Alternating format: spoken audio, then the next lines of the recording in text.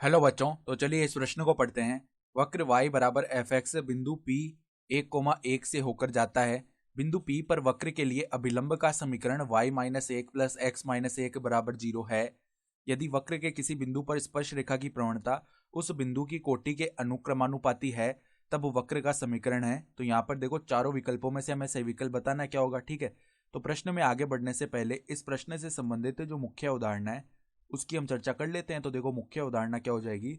हम जानते हैं कि किसी बिंदु पर देखो, अगर हमारे पास अभिलंब की जो प्रवणता है उसको mn बोल रहे हैं, और उसी बिंदु पर जो स्पर्श रेखा की प्रवणता है ना, ठीक है, उसको हम mt बोलें, तो दोनों का जो गुणनफल है वो -1 के बराबर आता है। ठीक है, तो अब देखो सवाल में हमें क्या बोला गया है कि अभिलंब का समीकरण दिया हुआ है। देखो, y-1 प्लस में x-1 बराबर में 0।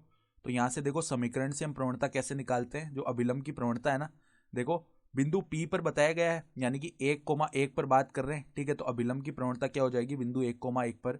यहाँ पर माइनस में x का गुणांक है 1 बट्टा में यहाँ पर क्या आता है, y का गुणांक आता है, तो y का गुणांक है हमारे पास 1।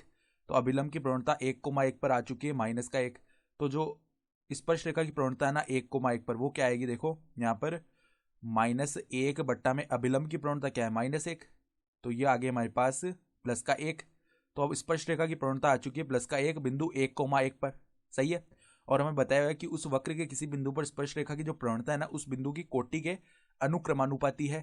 ठीक है, यानी कि dy बट्टा dx जो है किसी भी बिंदु पर, वो किसके अनुक्रमानुपाती है, उसी बिंदु पर जो कोटि है, यानी कि y निर्देशांक है। तो यहाँ से देखो, dy बट्टा dx का जो मान ना, वो किसके बराबर आ रहा होगा, यहाँ पर देखो के वाई के बराबर आ रहा होगा। सही है, तो अब देखो, अगर हम बिंदु 1,1 पर बात करें, तो dy बट्टा dx का जो मान है ना 1,1 पर, वो किसके बराबर आएगा, के गुणा में यहाँ पर क्या आ जाएगा, 1।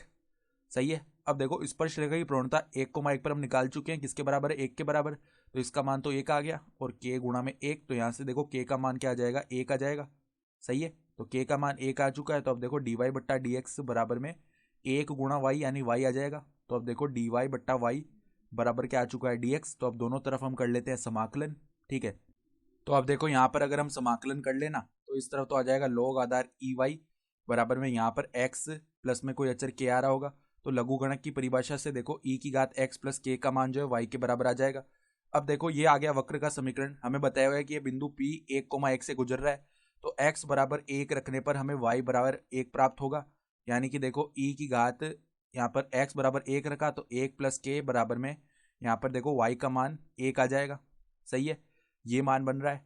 तो अब देखो, यहाँ पर हम क्या कर सकते हैं, एक को ये भी तो लिख सकते हैं e की घात 0। तो अब आधार समान है, घातों की तुलना करेंगे, तो 1 प्लस के का मान 0 आएगा, यानी के का मान माइनस का 1 बन जाएगा।